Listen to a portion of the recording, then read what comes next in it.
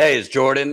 Delighted to be joined by two progressives that have been fighting the good fight for a long time for universal health care. Joining me is Kip Sullivan, who has been, in one way or the other, fighting for universal health care long before Medicare for All was popularized by Bernie Sanders, and Scott Desnoyers, who has been with us before. For those that don't know, Scott's son, Danny, unfortunately, tragically, ended his own life after Fidelity Health Insurance canceled his health insurance over a $20 bill. Let me repeat, a $20 bill many years ago. So Scott has taken his grief into action and has been fighting both on the local level and nationally for Medicare for All.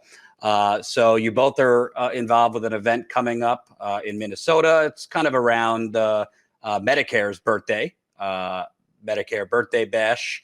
I believe it's the 58th birthday of Medicare, and using that as a stepping stone to bring the conversation back to Medicare for All, because at least in our House of Representatives, the people who ran on Medicare for All don't really mention it anymore. I'll start with you, Kip. I know there's been some activity where you are in Minneapolis. There's obviously some groups and people focus on trying to get universal health care passed on the state level, some on the national level. There's been some friction between the two sides, but either way, I don't care as long as we get it one way or the other. But tell us what you've been working on and what this event coming up is about. Well, the organizations I work with are Minnesota Physicians for National Health Program. I helped found the Minnesota chapter back in 2007, and I'm an advisor to Healthcare for All Minnesota, another group that I helped found several years ago, HCAM for short. We are devoted to achieving a universal healthcare system with a single payer at the federal or state level, whichever we can achieve first. We see absolutely no conflict between the two. The issues are identical. So we're happy to celebrate Medicare's birthday. The reason we celebrate it is that Medicare at one time was a good illustration of what a single payer looks like. A single payer system means what it sounds like it means. It means that one government agency reimburses doctors and hospitals directly. That agency does not funnel money through insurance companies, so that the insurance companies can take 15% off the top and send the rest on to doctors and hospitals with strings attached. A system that does that is a multiple payer system. Those multiple insurance companies are now paying doctors and hospitals directly. The government agency is no longer serving that function. In the 58 years that Medicare has been around, it has gradually been converted into a largely multiple payer system. Today, I think everybody knows Medicare was enacted in 1965 because the insurance industry didn't want to insure the elderly. Here we are in 2023, and the insurance industry insures 50% of the elderly. How did that happen? They're overpaid. They're overpaid because they have lobbied Congress to do that. And for too long, single payer advocates have focused on enacting single payer Medicare for All legislation. And we haven't fought back on these overpayments that are gradually turning our original Medicare program, a less than ideal single payer, but a single payer nevertheless, into a multiple payer program. So we have multiple speakers celebrating Medicare next week here in Minneapolis. But one of the goals is to educate people about how rapidly Medicare is being taken over by insurance companies. That has to stop. And Scott, obviously, you didn't want to become a healthcare activist. You were kind of thrust into it due to your son's tragedy, but you've kind of been doing both. You've been fighting on the local level in New York, on the federal level. And while you've been doing that, Medicare is slowly being chipped away at. In New York in specific, hasn't really gotten a lot of national attention, but the New York City mayor, Eric Adams, in addition to his fetish for the police and screaming at Holocaust victims. He has been trying basically to take away New York government workers who paid into their Medicare and basically privatize it into like Medicare Advantage. And those government retirees have been fighting, and thankfully a judge put a stop to it, at least for now. We see that on the federal level too. Biden, for all his, tweets about healthcare being a right and all that jazz, he's been continuing a lot of Trump's policies that are a backdoor privatization of Medicare. Can you kind of talk about what you've been seeing as you've been the good form of lobbying local officials in New York as well as federally? Yeah, actually, I also wanted to save you from a big headache, minor problem. You said Fidelity instead of Fidelis Care. I want to make sure Fidelis Care. Yeah, I don't want the Fidelity knocking on your door. I love you, Jordan. I don't want you to have that headache. Yeah. I already have a headache because I have an 8-month-old and I'm sleeping 3 hours. But go ahead. Yeah. I understand that one, brother. Yeah. Yeah. So in New York, as you had said, that mayor was really pushing for Medicare Advantage, or an advantage program for all the retirees. The activists pushed back, and as you said, the judge said, yeah, no. But that was real close. And if it wasn't for the activists having their boots on the ground saying, no, we don't want this, it would have happened. It would have happened. The same thing like we've seen with the New York Health Act.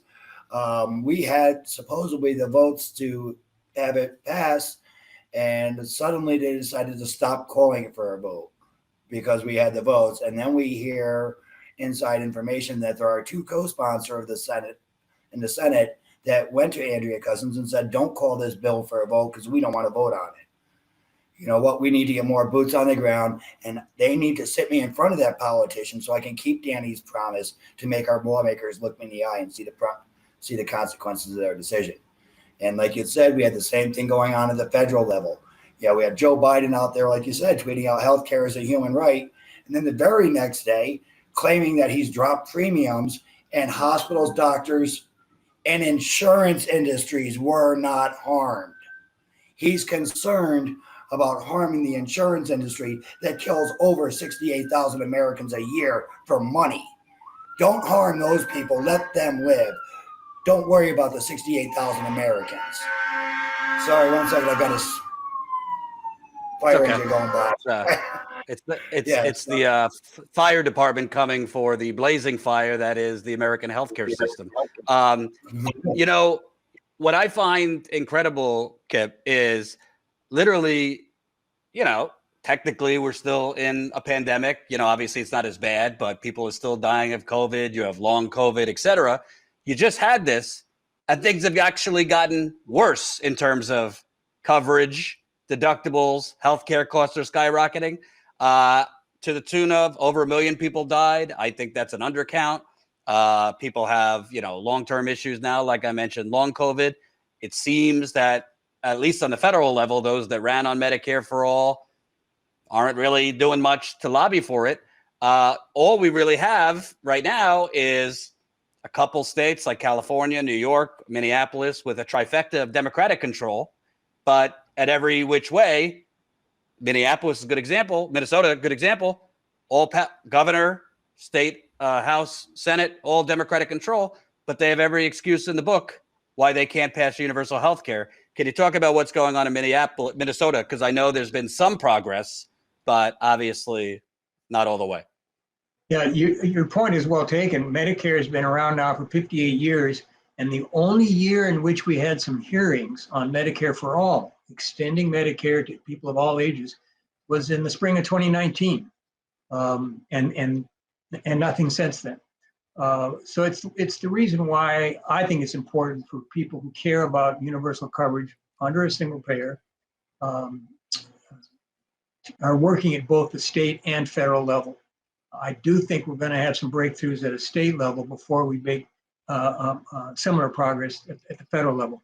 Here in Minnesota, what we got in a legislature totally controlled by Democrats and with the Democratic governor in the last session, which just ended late in May, was a series of laws that give us the opportunity over the next 2 to 3 years to educate the public and educate lawmakers about the enormous wastefulness of the current multiple payer system, and to some degree, the damage that insurance companies inflict on patients. It might be one thing if the insurance industry took excellent care of the people they insure. They can't even make that argument. They have worsened the quality of healthcare and they've driven up costs. I can go into the gory details of the legislation that the Minnesota legislature passed in this last session that gives us that opportunity. I'll just give you two quick examples. One is two of these bills give us the opportunity to make the case that Minnesota should kick the insurance companies out of our Medicaid program. Just as Congress long ago authorized inserting insurance companies into Medicare, our esteemed Minnesota legislature years ago said, let's see if we can save money by inserting insurance companies into the Medicaid program. And I think everybody knows Medicaid is the program that was passed the same year, was enacted the same year Medicare was enacted. Only the states have control over their individual Medicaid programs with help from the feds with financing. Minnesota, along with 2/3 of the other states, privatized their Medicaid program back in the early 1990s. That was a waste of money, and it damaged the quality of care. This law that allows us that calls for a study of how Medicaid might be improved, gives us the opportunity to go to the agencies in charge of it and say, by gum, you better examine a deprivatized version of Medicaid or you're not doing your job. A second excellent example, we got a law passed that authorizes the expenditure of $1.8 million, a large sum of money, to study the impact that our state single payer bill, we call it the Minnesota Health Plan, that our state single payer would have on numerous outcomes, cost being the big one, but the quality of care for patients, impact on prisons, the impact on mental health, the impact on employers. It calls for an enormous study, not just on cost, but on the quality of life and the impact on employers. That study can either hurt us or harm us when it comes out. So we're going to be monitoring closely and working to the best of our ability to make sure that the agencies in charge of it don't screw it up with this ideology that has dominated the health policy debate nationally and in Minnesota for 50 years. And Scott, I know this is personal to you because of your son, but I think there's another element of why people were so supportive of Bernie Sanders and that he was laser focused on Medicare for all, and that was he was including mental health in it. Because I think we have a mental health crisis in this country. Contrary to President Biden's, flowers and rainbows, the economy isn't wonderful. Too many people are working multiple jobs. Too many people are making tough decisions, particularly with inflation in the last couple of years, between medicine and groceries, the electric bill versus this bill. Now you factor in the climate apocalypse that is here. You got anxiety, you got depression, you got other things. And I mean, in my personal life, if you want to see a good therapist, a lot of times they don't take insurance anymore and the bill is astronomical. Just today, not mental health, I got to get a cortisone shot for my back. I got to call my insurance company because it's out of network. And then I got to call this number to make sure that I've reached my deductible. And by the time you're off the phone an hour later, you're back, you haven't accomplished anything. Can you kind of talk about the mental health component? Your son had a mental health issue. And again, a $20 bill that if they would have gotten in touch with you or him could have been paid while he was off the medication. He obviously went to a dark place and became suicidal, but there's a mental health crisis and it's getting worse through anxiety over the climate. People are burning themselves down to a nub with work, and social media is affecting mental health. But we're no closer to full mental health coverage. I could tell you, you've met Emma, my granddaughter, down in New York City last action. She's actually living in Jamaica, Queens right now because there's a facility down there that she's staying at, a mental health facility. And yet I live in Saratoga, New York, or, right around Saratoga. Why do I have to send my granddaughter, 250 miles away to get mental health treatment? Why can't she be seen in Saratoga? Why can't she be seen in Albany, which is still way closer? But I had to send her to Queens. Not that there's anything wrong with Queens, but the problem with Queens is a 3-hour drive. Right. When Emma has a problem and needs, a hug from her papa, it's a 3-hour drive. And I could go into the details of what she's going with, but they're horrible. And it's not the facility's fault. I mean, it's underfunded. But getting back to Danny, as you'd said, his medication was risperidone, had a known suicidal risk upon withdrawal, and he was on managed Medicaid. He actually did pay his $20. It was like April 1st or April 2nd. I don't know the exact date. But when he called, they said, okay, thank you, Mr. Desnoyers, for your payment. Your plan will be reinstated the next billing cycle of May 1st. Again, he had been without his medication with a known suicidal risk, and this information was already given to the insurance industry. But as they stated to now this video, their usual plan is to wait 2 months before they cancel a patient. So if Danny was missing $40, then usually that would have been a reason to kill him.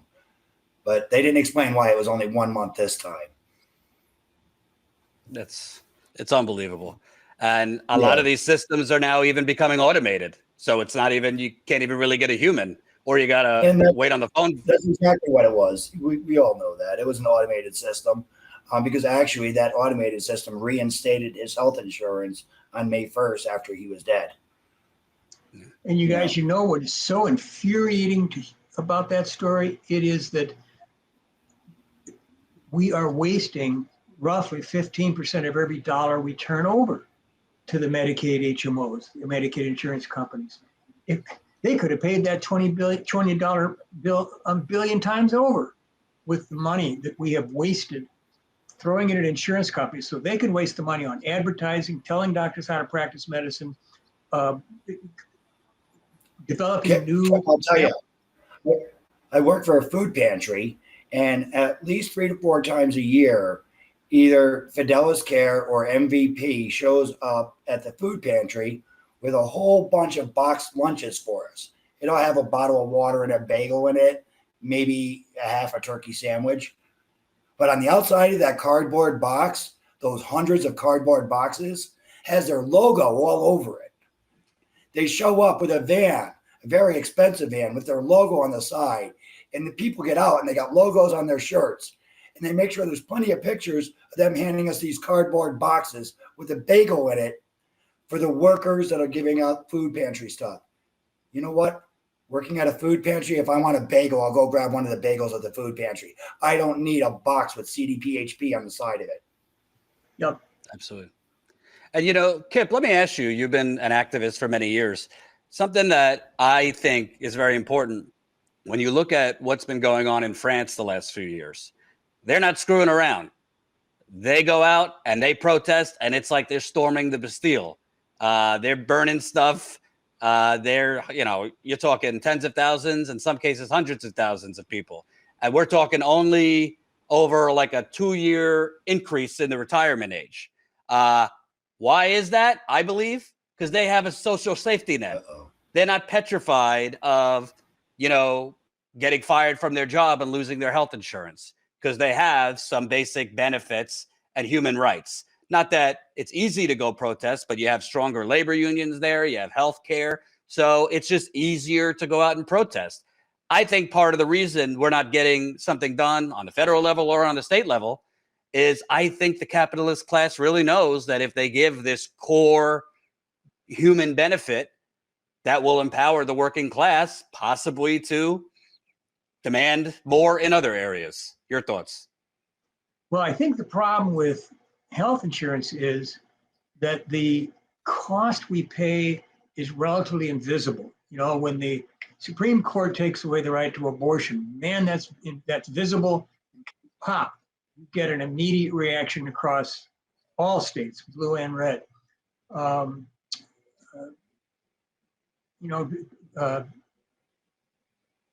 Dinner for war. When we go to war, that does tend to rile people up because they can see what's going on for the most part. But with the combination of a loud right-wing media that sells disinformation and the complexity of the healthcare system, it's just very difficult for people to see why it is you had to waste an hour yesterday, Jordan. Your story doesn't make headlines. The punishment inflicted on Americans is a death by 1,000 cuts, financially death by 1,000 cuts, and literally death and injury by 1,000 cuts. And so Scott's tragedy does not make a headline. I had some adventures with my mother in a nursing home. That doesn't make a headline. There are multiple issues. Big money is another issue, but I don't expect we're ever going to get to single payer because 1 million people went in the streets on the same weekend. I do think it's going to take more like pressure on individual legislators and educating them. We've got some legislators here in Minnesota that I know share our values.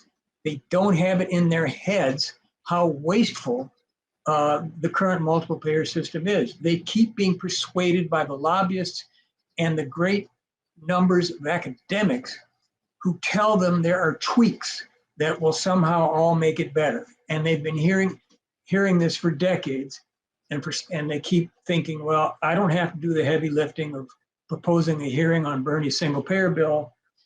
There are some tweaks that I'm being told by this guy from Dartmouth or that guy from Harvard that surely will fix the problem. Scott, in your experience in New York, what has been the most common issue you have found with trying to get this across? Has it been corruption and indifference of state politicians? Has it been lack of media concern? Or has it been, frankly, the masses have kind of just become complacent because they're busy with multiple jobs, et cetera? I'm sure it's not just one thing, but what's the biggest fight on the state level, at least, that you and other activists have found? On paper, what we're being told is that the biggest obstacle that the New York Health Act is dealing with is the union leaders. Not so much the union members, but the union leaders, as they've got a foothold on their employees saying, if you leave this job, you're going to lose your health care, which we all know is a lie. They'll lose their health insurance, which denies health care for profits. I want to make sure that's always clear. But that has been the biggest problem. And these union leaders are the ones that are going to our senators saying, don't support this, or you don't get any union money. Right. And I mean, we actually had a senator, and nobody's allowed to hear the name because I guess Catholic Charities went to the senator and said that if you don't pull your vote from the New York Health Act, you don't get any more Catholic Charities money because the New York Health Act supports a woman's right to choose. It supports contraceptives and so forth and so on. So that senator had actually pulled his vote from the New York Health Act. Another problem we've been having with New York Health Act, and this has actually just been recently resolved, is there's been a change in management, and there is a new director, Melanie DeRargo, and they're switching things up a bit from the way it was worked before. And I'm not saying anything bad about Ursula and Yuling, the previous ones. I love them to death. But yeah, Melanie is now the new executive director, and they got a new logo out and I got to tell you, the new logo has a Statue of Liberty, just like Healing Us, the movie, is one of their main icons. So I'm loving that new logo. And but I think our biggest problem is going to be getting Carl Heastie and Andrea Cousins to call this for a vote. So we are going to need more pressure on them. And as you know, my strategy is to combine all these single payer states in a single unified army, because already the insurance industry is already in these states and they're unified. So we have to unify because we're not, I don't think Minnesota or Colorado, which I was just at, none of them are looking to get just their people insured, covered, not insured, but health care, not health insurance. They want everybody in the United States, everybody in our borders, regardless of their ability to pay, regardless of where they came from, regardless of with our nationality, to get the health care they need when they need it, and not to die due to lack of something that is available to us all. Because let's face it, that's inhumane. Absolutely. And Kip, one of my last questions is, what's the path forward for people that want to get involved? Obviously there's things you could do in terms of going to a national protest, Medicare for all marches, things like that. You could, agitate or lobby outside of, certain Congress people who ran on Medicare for all and never talk about it anymore. But how could people get involved, whether they live in Minnesota or not, in their states? What do you recommend if it's somebody that's, to them watching lack of healthcare or good healthcare, or they have health insurance but can't afford it with the deductibles and everything else? What would you recommend in terms of them getting involved, whether it's with an organization or starting to lobby, their local representatives? Well, I've thoroughly enjoyed community organizing. I've been involved with it one way or another since 1976, because I just strongly believe that as individuals, we have nowhere near as much power as we do when we're working with other people. And so I've spent much of my life teaching people how to wield power by working together. And it's not easy to get people to come out from busy lives and behind their television set to come to a meeting and learn about an issue and then stick with it long enough to hold the people that have the power to make a change accountable. So my bottom line always is find an organization to work with, and find an organization that, of course, that has decent solutions. On this issue, you might want to check the website of Healthcare Now. They will tell you the names of organizations working for universal health insurance in all the states. If you are a physician or a nurse or somebody else who works within the healthcare professions, check in with Physicians for National Health Program. They are always looking for more people. Currently, they represent about 26,000 doctors. I'm also a member, although I don't have a law degree. They just accepted me as a member back in the 90s because of the stuff I write. And here in Minnesota, I would check in with Healthcare for All Minnesota and Minnesota PNHP.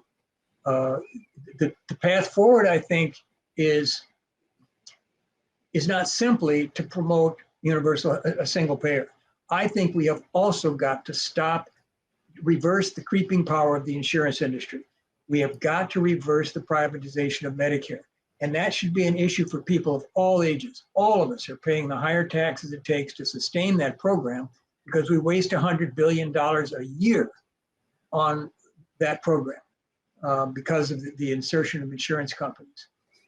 So we need to deprivatize Medicare, and we need to deprivatize Medicaid. Those are the two immediate incremental steps, or as you might say, defensive campaigns we need to engage in that also promote Medicare for all. Absolutely. And while we're at it, why don't we get a ballot issue to strip federal and state representatives of their health care until all Americans have health insurance? I'd like that. I'd like that. Campaign finance reform, if you've got more money and time to fight that one, that's important too. Right. Multiple ways to make a contribution to this fight. Scott, let's finish with you're traveling right now for screenings of Healing Us, which is a film about healthcare that obviously has your son's story in it. Tell people about the film and kind of the reception you've been getting, because obviously the people that are coming to watch it maybe know your story, but others might just be, have their own stories. What's the response you've been getting to Healing Us? You're in Salt Lake City right now screening it. Yeah, the reason we're in Salt Lake City today is because, like you said, we're having a screening here in Utah.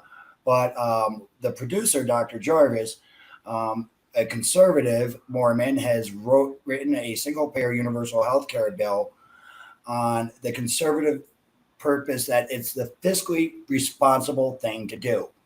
Okay, so that's what he's saying. He's like, as a conservative, it's fiscally responsible. Okay, it's constitutional. And it's also morally the right thing to do. So if you're speaking to a conservative that's saying, oh, well, healthcare is slavery, is what we're hearing the past couple of days from the which part there's one that attacked Nina Turner recently. Yeah. Libertarians, yeah. The libertarians are now saying that universal health care is slavery, but it is morally the right thing to do. It's constitutionally the right thing to do and fiscally responsible. So there we have it for our conservative members. Healing Us, the whole concept is we are using grassroots efforts, craftivism, to combine multiple states into a single thing, fighting for universal health care. Many might be aware of my healthcare solidarity apple. That's right here on my hat. That graphic is two halves of the apple that are only combined by the heartbeat. That is the same concept as what we're doing with Healing Us, fighting from coast to coast, using every tool at our disposal to fight against the health insurance industry that denies our human right for their profits. We have to combine forces because the insurance industry already is there. So we share different stories. Amy Villela is in there. We also have Susan Sarandon narrating it for us.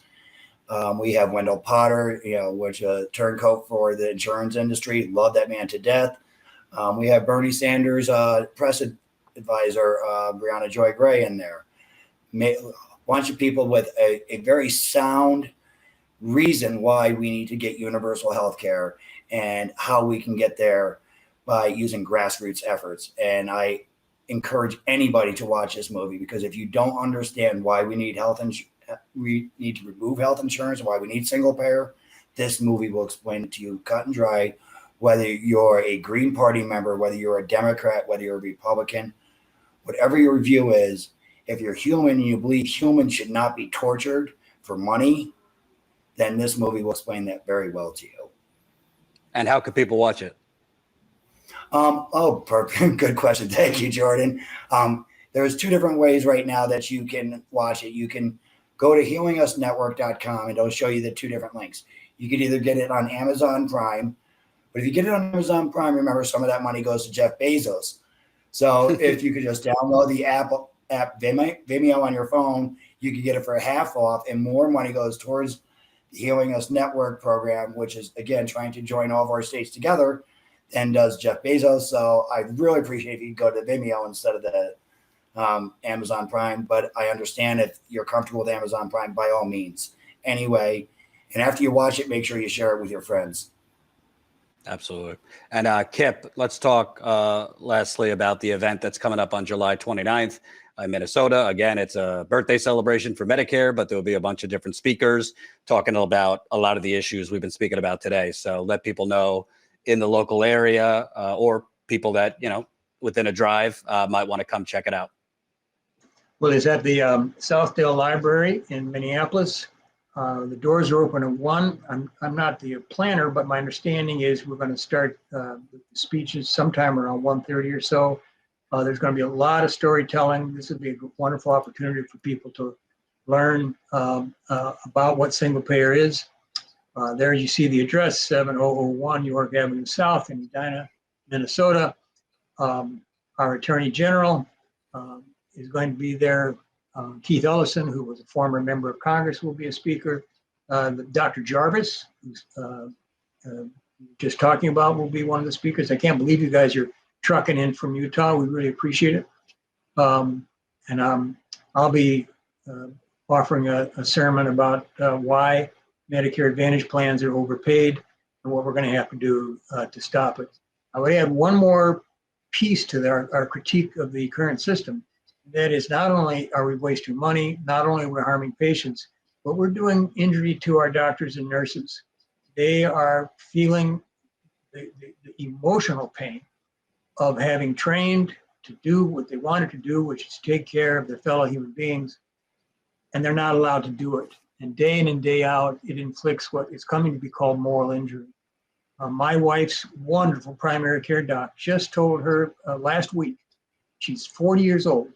She is leaving in the next year because she is feeling moral injury. She doesn't like the phrase burned out because it suggests she doesn't have enough stamina to do a tough job.